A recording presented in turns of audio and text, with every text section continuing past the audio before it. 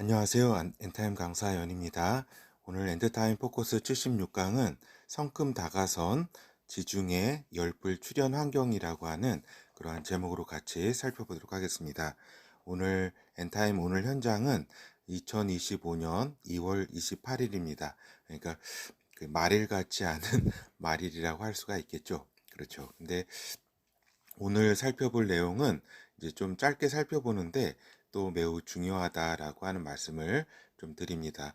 지중해 열불 환경이 출현할 그러한 환경이 이제 성큼 다가섰다라고 하는 거죠. 그래서 우리 독자분들은 잘 아시겠지만 지중해 열불 나라의 출현을 지중해 지역에서 나올 것으로 본다. 이유가 아니라 지중해 지역이다.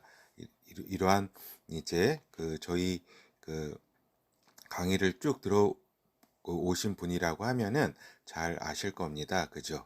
엔타임 센터가 매우 강조하는 부분이죠. 그래서 이 부분이 지중해 열불 10개국 연합의 나라가 출연한다는 것은 엔타임 스케줄 상에 있어서 첫 이정표라고 하는 것이 매우 중요하다. 그런데 이 첫 이정표가 성큼 다가섰다라고 우리가 이제 볼 수 있다라고 하는 것입니다. 그렇죠? 그래서 보면은 10개국 그 스케줄 엔타임 스케줄에 있어서 다시 한번 잘 아시겠지만 다시 한번 말씀을 드립니다. 10개국 연합 출연이 지중해 지역에서 이렇게 있고 곧 로마 제국의 그 지역에서 새롭게 로마 제국이 나오는 거죠. 10개국 연합으로. 그 다음에 이제 적그리스도가 출연을 한다.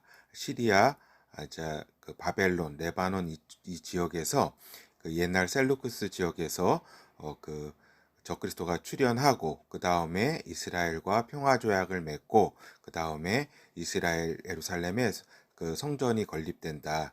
건립 제사가 시작되면서 엔타임에 들어가게 된다라고 하는 것이 저희 엔타임 센터의 그 엔타임 스케줄이라고 여러 번 말씀을 드렸습니다. 이러한 가운데 지금 10개국 열불 열나라의 출현, 그렇죠. 이것이 그 중에서도, 그러니까 다른 거는 우리가 분명히 알 수 있는 거는 성전 건립이야 뭐 분명히 알 수가 있죠.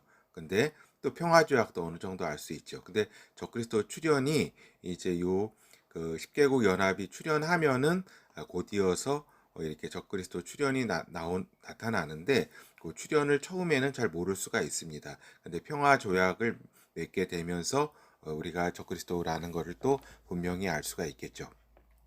하여튼 10개국 연합 출연은 이러한 엔타임 스케줄 굵직굵직한 엔타임 스케줄 상에 있어서도 가장 처음 있고 중요한 것이므로 항상 이러한 부분에 이 출연이 된다면 이제 그 각자 이렇게 준비해야 될 상황들이 이렇게 또 그 각자 이제 즉각적인 그 준비해야 할 상황에 돌입해야 되는 거죠. 하여튼 그래서 우리가 메모를 이제 살펴본다면 첫 번째 메모로서 그러니까 미국과 유럽의 이제 갈라짐이 이제 현실화되었다라는 점을 현실화 단계다.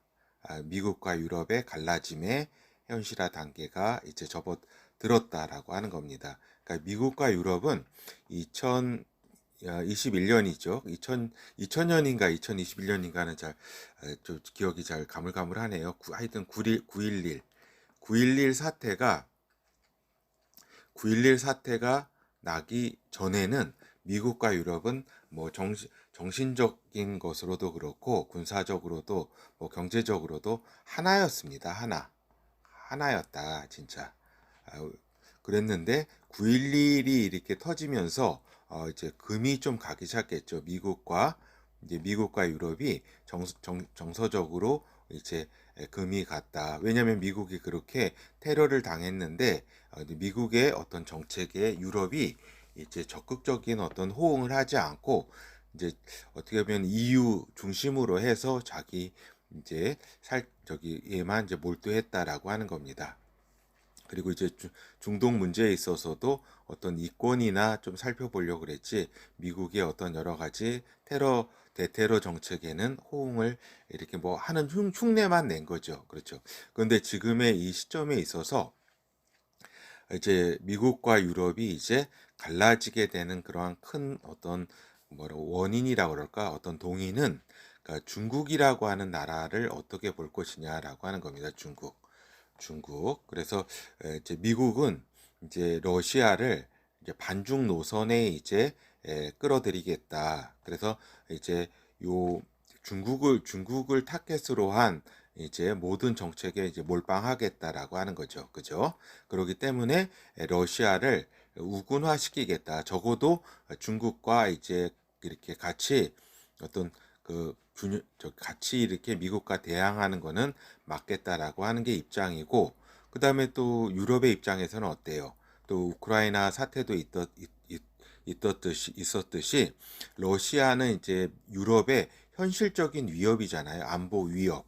안보 위협이기 때문에 오히려 러시아가 주적이고 중국은 그냥 멀리 떨어져 있기 때문에 좀 무역도 하고 협력할 수 있는 어떤 대상으로 본다라고 하는 겁니다. 그러니까 중국과 러시아를 보는 어떤 입장차가 확연히 이제 그러니까 갈라서게 된다라고 하는 겁니다. 그렇기 때문에 미국과 유럽의 갈라짐이 이제 현실화되고 있는 것이다. 여기에는 그 러시아와 중국에 대한 서로의 입장차가 있는 거죠. 그렇죠.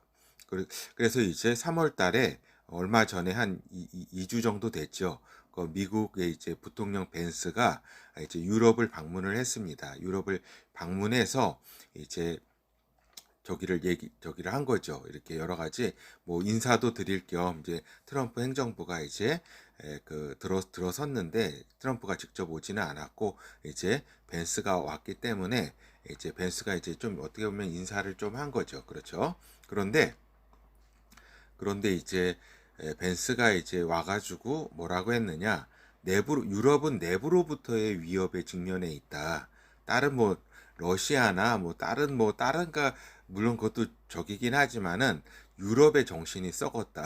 결국 PC주의라든가 뭐 여러 가지 그러한 이제 어떻게 보면 큰 쓴소리를 한 거죠. 그런 연설을 한 거죠. 그래서 여러 가지 이제 보도도 되듯이 유럽에 충격을 던진 벤스 미국 부통령 연설, 그죠? 이렇게 여러 가지 유럽 민주주의, 그 PC 그 좌파 어떤 그런 정책이나 환경 위주의 진짜 그러한 이제 정책이나 이민 정책이나 뭐 이런 것들이 미국을 병들게 했고 미국을 나약하게 했다라고 하는 거죠.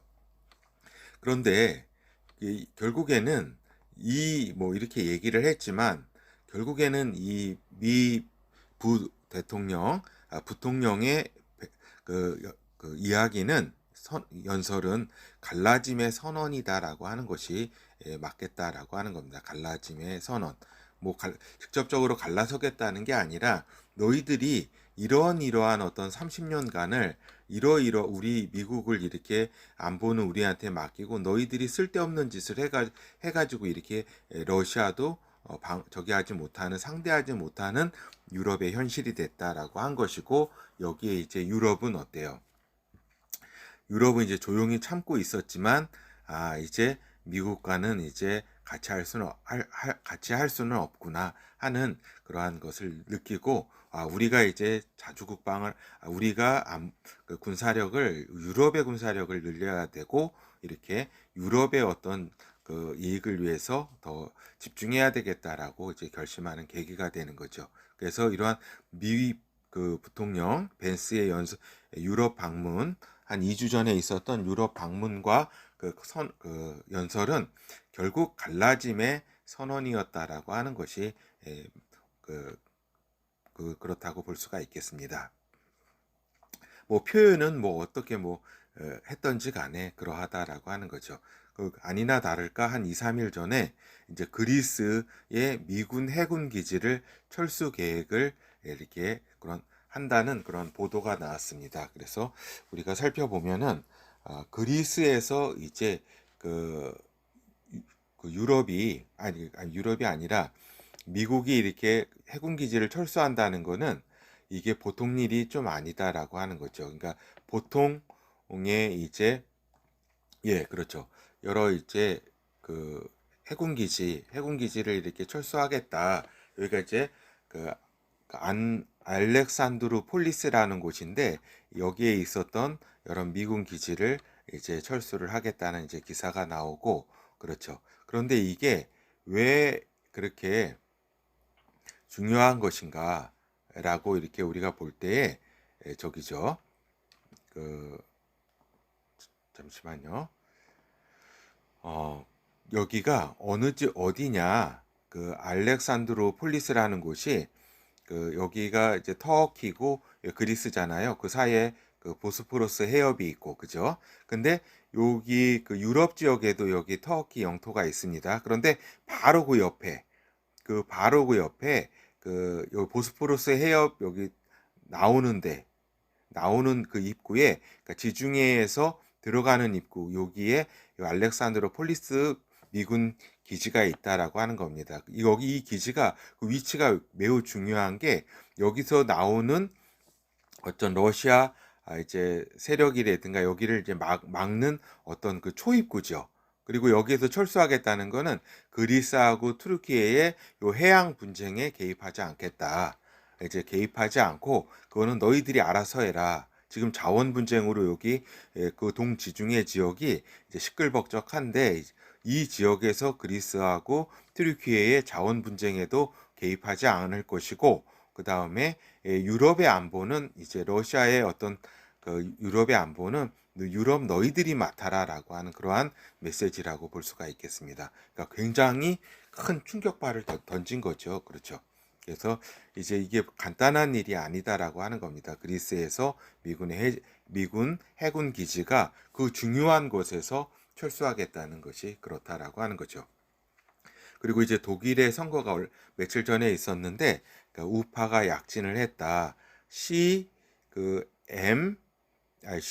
CPU라 그러죠. 그러니까 기독교 민주 연합이라고 하는 그러한 이제 그 연합이라고 하는 것에서 이제 2등을 차지해서 전체적으로 우파가 약진을 했는데 그러나 이제 완전히 이제 저기 이렇게 그 장악은 하지는 못했죠. 여러 가지 아주 그 우파 그렇기 때문에 연정을 해야 되기 때문에 물론 이제 이것이 의미하는 바가 완전히 장악을 못했어도 못했다는 거는 저기 있죠. 그대로 그러니까 독일의 어떤 그 정책이 우파 쪽으로 완전히 이제 쏠리거나 이러지도 못하고 또 기존의 어떤 좌파 정책도 아닌 우파 정책도 아닌 그냥 어디로 튈지 모르고 또 어느 것도 방향 감각을 이렇게 찾지 못한 그러한 독일의 상태다라는 것을 이야기하는 것이다라고 하는 겁니다. 그렇죠.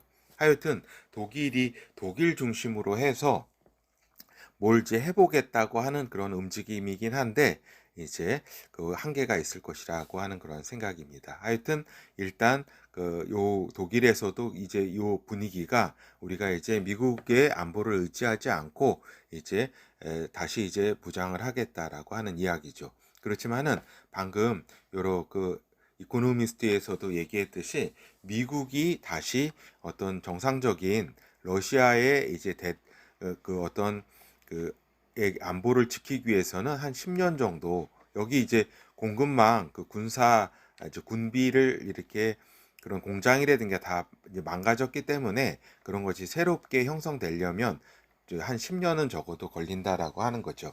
지금은 사실 그 러시아가 이제 경쟁에 엄청난 군비 경쟁 그 생산을 하고 있기 때문에 향후 3년, 5년 내에 상당히 이제 그 유럽은 위험한 상황에 돌입하게 된다라고 하는 사실도 우리가 알 수가 있겠습니다.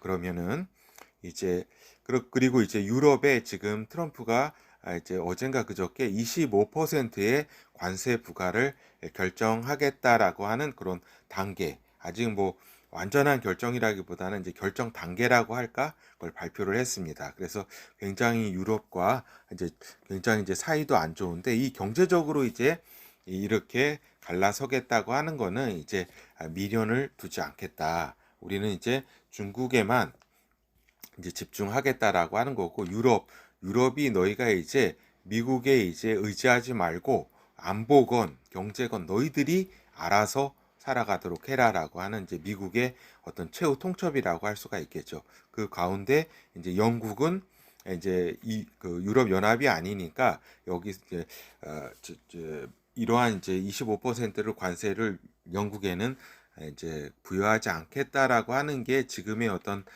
그 이제 여러 가지 나오고 있는 보도인데 그것도 잘 모르죠 이제 일단은. 그렇지만 영국은 그래도 미국한테 매우 중요한 곳이기 때문에 또 그 관세를 부과하지 않겠다라고 이러한 결정하는 단계인 것 같습니다. 하여튼 미국과 유럽의 갈라짐이 현실화되는 이러한 단계에 들어선 거는 이제 그 성큼 다가선 지중해 열불 출현의 하나의 큰 그 현상이다라고 볼 수가 있겠습니다. 그러면은 그 유럽만 이제 그럼 유럽이 똘똘 뭉쳐서 그럼 하나로 이제 나아갈 것이냐고 할 때 또 그렇지도 않다라고 하는 거죠. 다시 말해서 북부 중심의 이제 유럽과 남부 중심의 유럽으로 이제 갈라서게 될 날이 이제 멀지 않았다라고 하는 겁니다. 지금은 미국과 유럽이 갈라선 것이고 이제 앞으로 곧 닥칠 이제 그 현상은 북부 유럽과 남부 유럽이 갈라서게 될 것이다. 왜 그러냐? 이제 안보권에 있어서의 불일치가 있다. 즉 러시아에 대한 그 안보 위협은 동유럽, 폴란드라든가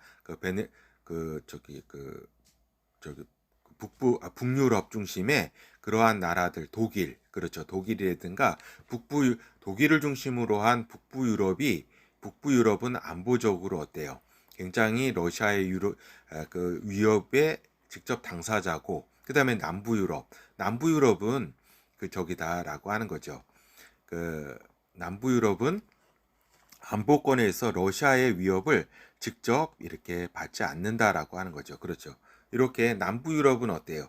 중간에 투르키에도 있고 흑해도 있고 여기 동구권도 있잖아요. 여기 우크라이나, 루마니아, 불가리아 이렇게 쭉 있기 때문에 요 남부 유럽은 저기죠. 요 프랑스까지 해서 요 남부 유럽은 그 러시아 안보를 직접적으로 이렇게 강하게 받는 건 아니다. 그런데 요 북부 유럽, 독일을 비롯한 요 북부 유럽, 여기 에스토니아, 라트비아, 리투아니아, 여기 그 발틱 3국을 비롯해 이게 발틱 3국이라고 하나요? 하여튼 여기 북부 유럽 노르웨이와 핀란드, 스웨덴, 북부 유럽과 독일 요쪽 지역은 러시아의 직접적인 위협을 받는 안보상의 위협이 있고, 그러나 남부 유럽은 그렇지가 않다라고 하는 겁니다. 이러한 불일치가 앞으로 남부 유럽과 북부 유럽이 갈라서게 되면서 남부 유럽이 이제 그 지중해권의 10개국 연합의 어떤 여기에 이제 그걸 형성하게 된다라고 하는 겁니다. 알겠죠? 그러니까 북아프리카 지역과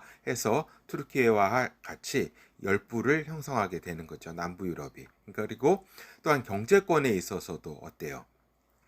남부 유럽과 북부 유럽의 이렇게 경제적인 어떤 상황도 다르다라고 하는 거죠. 그러니까 여전히 남부 유럽은 어떤 관광 중심이라든가 이러한 이제 이런 그 일을 그렇게 뭐 열심히 한다기보다는 이러한 경제권, 관광 중심의 그런 경제권이라고 하면 북부 유럽은 어떤 산업 중심의 어떤 곳이잖아요. 관광 저기가 아니라. 그런 상황 가운데 경제권도 이제 크게 이제 이제 갈라서게 될 그러한 상황, 그러니까 불일치한다라고 하는 겁니다. 그리고 문화권에 있어서도 이제 이민자 문제를 두고도 서로 이제 정책을 달리할 것이다라고 하는 겁니다. 그러니까 북부 독일이라든가 이러한 동유럽도 그렇고 스웨덴도 지금 이민을 받아들여 가지고 노르웨이, 스웨덴 뭐 작살 났잖아요. 그죠?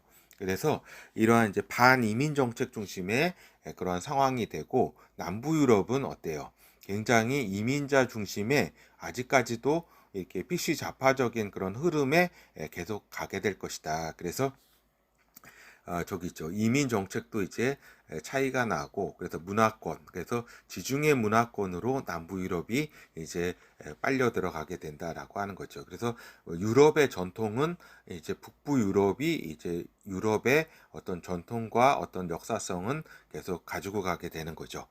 그래서 유럽은 굉장히 순수 유럽은 굉장히 쪼그라드는 거죠. 북부 유럽 중심으로. 그렇죠. 그래서 결국에는 역사의 원상 복원력이 작동하게 된다라고 하는 거죠.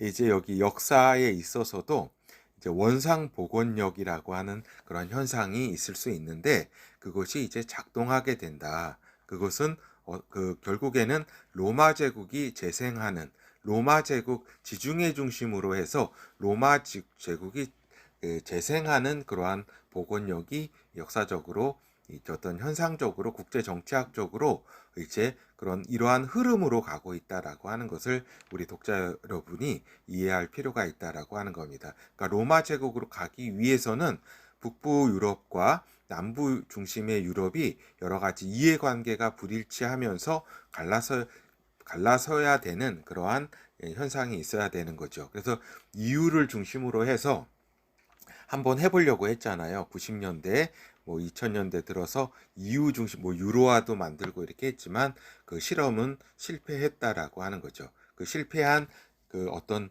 그 고지서가 이제 그 미국이 게 어떤 유럽 방문의 선언이라고 할 수가 있죠.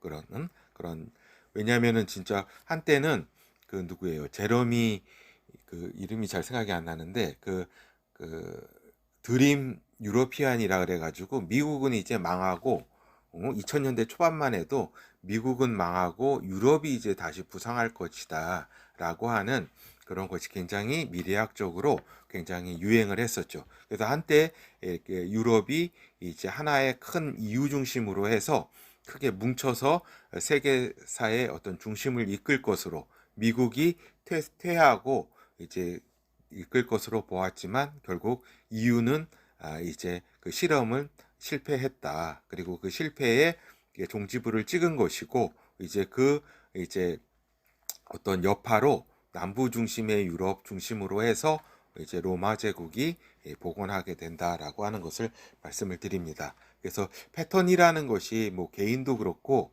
또 뭐예요? 개인뿐만 아니라 나라도 그렇고 어떤 조직이건 패턴이 매우 중요하다. 그래서 이러한 미국의 그 우크라이나 해결 방식도 그렇잖아요. 자, 전에 말씀드린 것처럼 2차 세계대전 이후에 미국의 어떤 그 문제 해결 전쟁의 그 종식 방식이 휴전이라든가 패퇴였다라고 하는 점을 말씀드린 바 있습니다. 그것처럼 우크라이나에서도 물론 여러 가지 사정은 미국의 사정은 있을 수 있겠으나 그 패턴은 동일하게 나타나는 것이다. 그리고 이러한 패턴의 중요성, 그것이 이 패턴에 의해서 원상 역사, 원상 복원력이 로마 제국의 어떤 재생, 복원을 이렇게 이끌고 있다라고 하는 거죠. 이거는 이제 성경에서 예언된 이제 후 로마 제국, 그러니까 짐승 나라의 어떤 출현이라고 볼 수가 있는 거죠. 그리고 이제 메모 세 번째는 뭐 간단하게 뇌피셜이라고 볼 수가 있겠습니다. 이건 뭐 뇌피셜인데 그냥 저희 상상이라고 볼 수가 있겠습니다. 그래서 우리 한국이 지금 매우 이렇게 여러 상황, 어떻게 보면은 진짜 그 지진의 진앙지가 되고 있습니다. 그러니까 한국이 어떠한 이제 길을 가게 될 것이냐가 이 동북아뿐만 아니라 세계에 어떤 큰 영향을 차지할 텐데, 이제 부디 이제 하나님께서 우리 한국이 계속 복음 전파와 이스라엘 선교를 위해서 엔타임에 해야 될 사역이 있기 때문에 하나님의 은혜가 한국에 있기를, 한국을 지켜주시기를 바라는 거죠. 근데 요 한국이 이러한 이제 어떤 지진이 이렇게 엄청나게 이렇게 났다면 주변국들에게 전해지는 파동이 있다라는 것을 말씀을 좀 드립니다. 그래서 우리 그 영의 세계의 입장으로 제가 보는, 한국을 보는 입장은 동부가 이제 이스라엘이 한국이다라고 하는 겁니다. 동부가 이스라엘이 한국이기 때문에 한국을 먹으려 하면 그 나라들이 이제 배탈이 나고 심지어는 내파된다라고 하는 것을 그 어떤 것이라 볼 수가 있겠습니다. 그러니까 이스라엘을 어때요? 이스라엘을 먹고자 했던 많은 나라들 엄청난 제국이 있었지만 이스라엘은 뭐 흩어져건 뭐 거기에 있었건 생존했고 여러 나라들 여러 제국들이 위에서 이 얘기한 로마 제국도 그렇고 다 내파되고 이렇게 적이 되었다라고 하는 거죠. 그래서 지금 동북아 이스라엘을 먹고자 하는 차이나 특히 차이나 이 세력이 그러면은 무사할 것인가라고 볼 때 저는 오히려 한국의 어떤 그 이러한 이제 어려움이 그 차이나 지역에 있어서 시진핑 정권의 교체가 있지 않겠는가라고 이렇게 좀 내피셜이지만 예측합니다. 이렇게 결국에는 또 일본도 지금 기시다 총리인가 하여튼 누구 있자 이름은 잘 모르겠네요. 지금 하여튼 기시다에서 바뀌었나 하여튼 얼마 전에 바뀌었는데 이제 한국이 이제 한미일 동맹 이러한 가운데 이제 한국이 지금 위험하기 때문에 미국에서 일본에 바라는 그러한 제 상황도 그렇죠. 일본의 그 바라는 그러한 상황이 이제 전혀 이제 새로운 차원이죠. 그러니까 이 지역에 이제 군사력 강화라든가 이것에 대한 미국의 요구가 이제 굉장히 이제 높아지는데 압력이 높아지는데 일본은 굉장히 머뭇거리고 있고 소극적으로 대항하려고 한다. 그렇기 때문에 저는 일본의 지금의 그 정권이 조만간 교체되리라는 생각이 든다라고 하는 거죠. 그러니까 지금 제가 엔타임의 어떤 좀 감으로 볼 때 일본이 지금 한국이 굉장히 위험하기 때문에 일본의 무장이 필요하고 그러한 상황 가운데 지금의 정권 총리 체제가 이걸 뒷받침하지 못하고 있다. 그거는 결국에는 이 일본의 정권이 무너질 것이다. 새롭게 교체될 것이라는 것을 의미하는 것으로 저는 좀 바라보고 있다라고 하는 겁니다. 그리고 또한 중국이죠. 차이나. 중국도 지금 한국을 지금 먹으려고 그러는데 이게 지금 뜻대로 되지 않을 것이다. 그리고 오히려 중국이 이 시진핑 정권이 여러 가지 이제 그 압력 여기서 이제 나오는 한국에서 나오는 그 파장으로 인해서 시진권 정권조차도 붕괴될 수 있다. 조만간에 붕괴될 것으로 저는 이렇게 보고 있습니다. 그 이유가 뭐 특별히 어떤 증거라든가 뭐가 있는 게 아니라 아까 방금 말씀드린 바와 같이 그 역사의 어떤 그 패턴을 볼 때 그렇다라고 하는 거죠. 여기가 임진왜란이 났었잖아요. 임진왜란이 났을 때 여기 선조를 비롯한 여기 그 조선은 그 500년을 계속 이어나갔다라고 하는 겁니다. 알겠죠?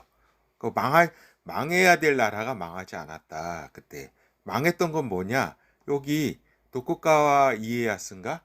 그 저기죠. 그 덕청가강 그 정권이 이렇게 서게 되었다. 그 히데요시가 물러나고 오히려 그 일본의 정권이 바뀌었다. 그리고 여기도 그 임진왜란 한국을 먹고자 하고 한국에서의 여기가 진앙지였지만 명나라가 망하고 청나라가 들어서게 되는 그러한 지진파가 형성됐다라고 하는 겁니다. 그래서 지금 보면은 요 한국이라는 나라가 동북아 이스라엘로서 한국을 먹고자 하면 그래서 어떻게 됐어요? 일본이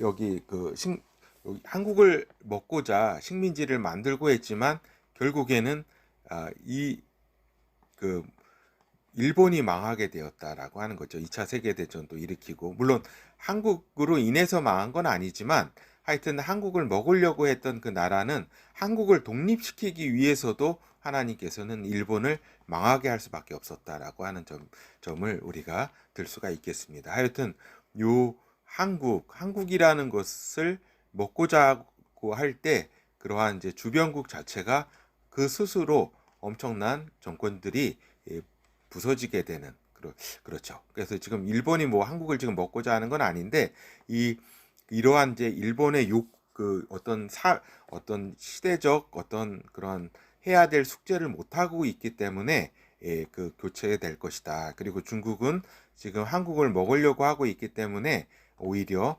시진핑이 실각을 하고 새로운 이제 존재가 군부 중심으로 나와서 그 엔타임에 들어가지 않을까 하는 생각을 좀 뇌피셜이지만 해보게 됩니다. 이건 순전히 뇌피셜입니다. 뇌피셜이라고 하는 거는 뭐 특별한 증거는 없다라고 하는 겁니다. 그러니까 제가 얘기하는 거는 아까 패턴, 역사적 패턴에 의해서 이러한 그러니까 있지 않을까 하는 그냥 막연한 감이라고 볼 수 있겠습니다. 그리고 또 하나는 한국이 지금 맞이하는 이러한 어떤 그 사태, 한국의 이러한 사태가 한국을 우파의 시대가 한국으로 하여금 도래하게 했다라고 하는 겁니다. 알겠죠? 그러니까 여기 한국이 그러니까 80년대부터 해서 사실 지금까지 요 지금의 사태까지는 좌파의 시대였다라고 하는 겁니다. 알겠죠? 물론 뭐 우파 정권이 섰다라고 뭐 여러 번 섰지만은 사실상 우파 정권이 선 것이 아니라 좌파 리드 시대였다라고 하는 겁니다. 리드 시대. 그런다 이제 우파가 요번 탄핵이 어떻게 되든지 간에 어떠한 형태로 마무리되든지 간에 우파의 시대가 도래했다라고 하는 거다라고 하는 거죠. 그래서 정교조 교육이 이제 붕괴되고 있다. 그거는 그 SNS 매체에 의해 가지고 10대, 20대,